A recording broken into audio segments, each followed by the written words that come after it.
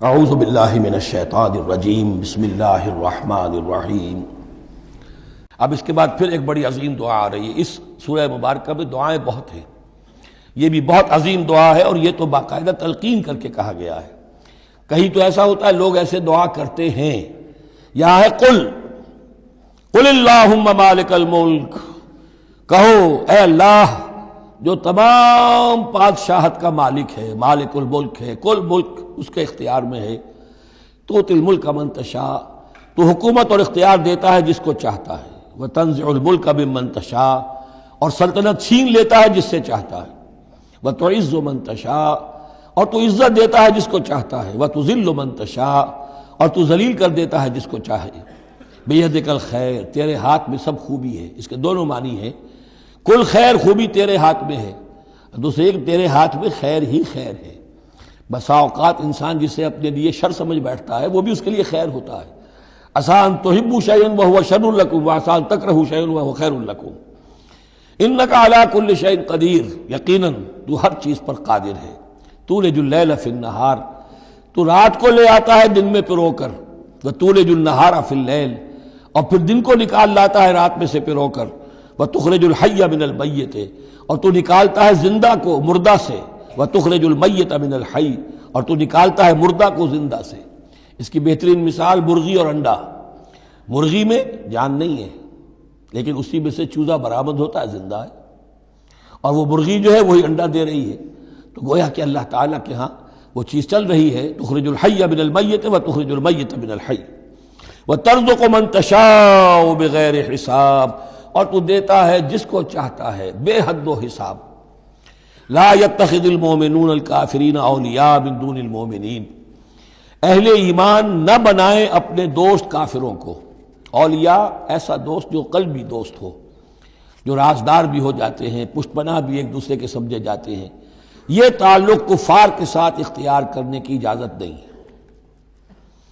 ایک اچھا رویہ ہو، ظاہری مدارات ہوں، آپ ان سے اچھے کلچرڈ طریقے پر بات کریں، تہذیب کے ساتھ، یہ اور بات ہے، لیکن دلی محبت، قلبی رشتہ، جذباتی تعلق، ان کی ایک ایسے باہمی مدد کا ایک رشتہ قائم کر لینا، پشت پناہ ہونے کا رشتہ بنا لینا، اس کی اجازت نہیں ہے۔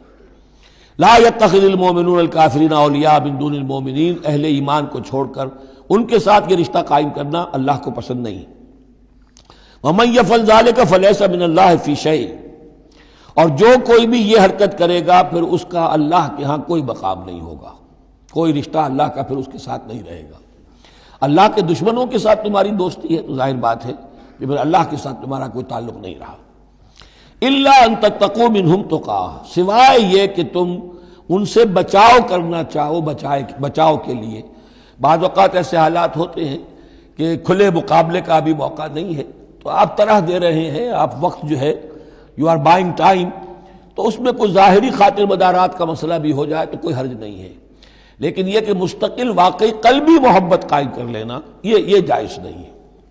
ویسے یہ کہ اسی پھر آیت کے اسی الفاظ کو ہمارے ہاں اہل تشیع نے تقیہ کی جڑ بنا دیا ہے، لیکن انہوں نے اسے پہنچا دیا اس حد تک کہ جھوٹ بھی بولو، اپنے عقائد بھی چھپا لو، اور اس کے لیے دلیل یہاں سے لاتے ہیں۔ لیکن یہ بالکل ایک دوسری شکل ہے کہ یہ صرف ایک ظاہری مدارات کی حد تک، ایک حد تک، یہ نہیں کہ آپ جھوٹ بولنے پر آ جائیں اور آپ ایک چیز کو چھپانے پر آ جائیں، بس یہ ہے کہ آپ اس وقت تک، جیسے ہم پڑھ چکے ہیں سورہ بقرہ میں، کہ اگرچہ یہ یہودی جو ہیں ان کے دلوں کے اندر آگ بھری ہوئی ہے تمہارے خلاف، لیکن یہ فاصفحوا فاعفوا واصفحوا، ابھی ذرا درگزر کرتے رہو، ابھی فوری طور پر ان کے ساتھ جو ہے معاملہ کوئی مقابلے وغیرہ کا شروع کرنا مناسب نہیں۔ اس حد تک مصلحت بینی تو صحیح ہے، لیکن یہ نہیں کہ جھوٹ بولا جائے معاذ اللہ۔ وَيُحَذِّرُكُمُ اللَّهُ نَفْسَهُ، اور اس میں بھی اب اور نرمی کر دی، اللہ تمہیں ڈراتا ہے اپنے آپ سے، اللہ سے ڈرو، یعنی کسی اور سے ڈر کر خواہ صرف خاطر مدارات کر لینا بھی صحیح نہیں ہے، لیکن یہ کہ بہرحال ضرورت ہے، کسی وقت مصلحت ہے تو کرو، لیکن یہ کہ اصل تمہارے دل میں خوف اللہ کا رہنا چاہیے۔ وَإِلَى اللَّهِ الْمَصِيرُ، اور اللہ ہی کی طرف تمہیں لوٹ جانا ہے۔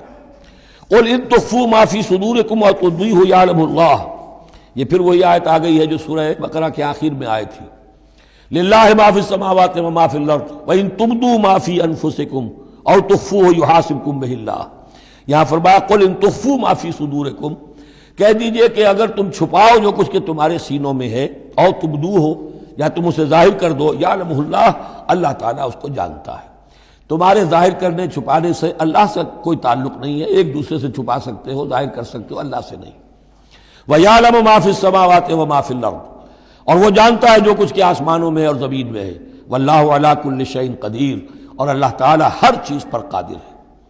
یوم تجد کل نفس ما عملت من خیر محضرا، اس دن کا تصور کرو جس دن ہر جان، ہر نفس موجود پائے گا، حاضر کیا ہوا پائے گا ہر وہ عمل جو اس نے کیا ہوگا۔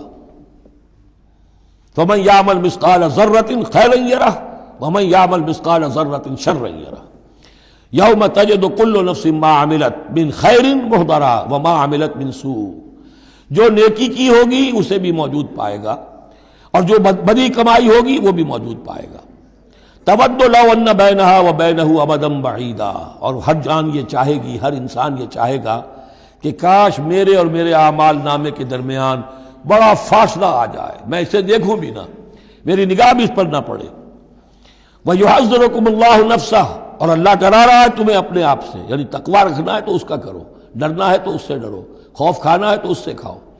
واللہ رؤوف بالعباد، اور اللہ تعالیٰ اپنے بندوں کے حق میں بہت شفیق ہے، یعنی یہ وارننگز تو اسی لیے دے رہا ہے کہ تمہاری عاقبت برباد نہ ہو، بار بار سمجھا رہا ہے۔ صدق اللہ العظیم۔